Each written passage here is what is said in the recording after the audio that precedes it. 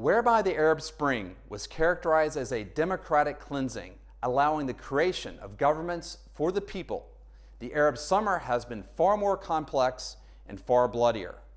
Ongoing protests across the Arab world are increasingly understood as civil wars with no clear ending in sight. Such is the story of Syria, a southern tier country of Corridor 39.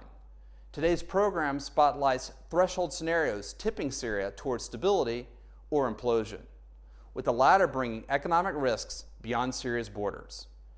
We have several guests with us today in the studio, but firstly, Mr. Hugh Pope, world-acclaimed author of Sons of the Conquerors, The Rise of the Turkic World, and Turkey Unveiled, A History of Modern Turkey, and also Donning with Al-Qaeda.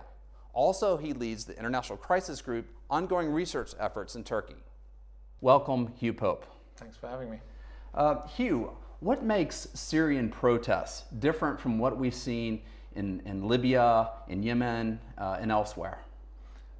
From Turkey's perspective, the main difference is that it's really close, and that is an 800-kilometer border with Turkey, and as we've seen, there's a refugee movement that are making people nervous, and also there's a more general problem for Turkey in that the poster child of its Middle Eastern policy in the last few years has been the changed relationship it's had with Syria, and Syria has been the example of everything that's been going right for Turkey.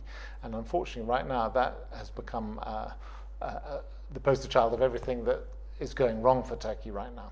Is it the refugees pouring into Turkey that is drawing more international attention to Syria versus the other Arab uprisings? Turkey is actually a remarkably clever country at dealing with emergencies.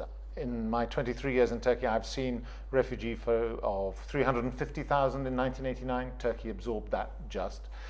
There were, in 1988, there were 55,000 Iraqi Kurds came over the border. Turkey absorbed them. And of course, in 1991, 500,000 Iraqi Kurds came up to the border. Turkey is able to deal with many more refugees than have come currently from Syria, and I don't think that that's the biggest problem for Turkey. But could that ever be a security risk? There's having, say, 100,000 Syrians coming in, and potentially some Kurdish. I mean, large. In the north there are large. There's some high-density Kurdish populations. Them coming into Turkey, could that pose some security risks?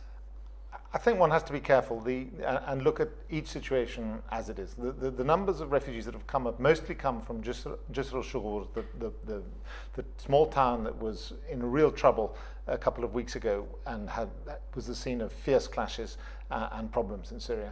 I think to have a massive refugee flow would mean the population of Aleppo, say, getting on the road and coming to Turkey.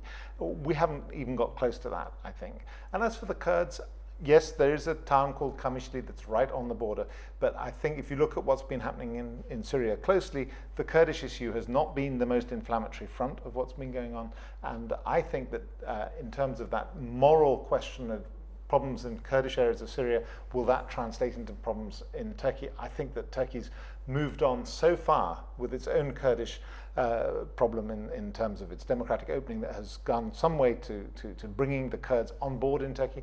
I don't think Turkey is vulnerable from an ethnic standpoint right now. Okay. Turkey has asked Assad to stop using violence. Assad refused and instead sent tanks into Syrian cities. Ankara has kept this line of communication open with the Assad regime, but AKP recently allowed a gathering of dissidents in Antalya to draft an opposition manifesto.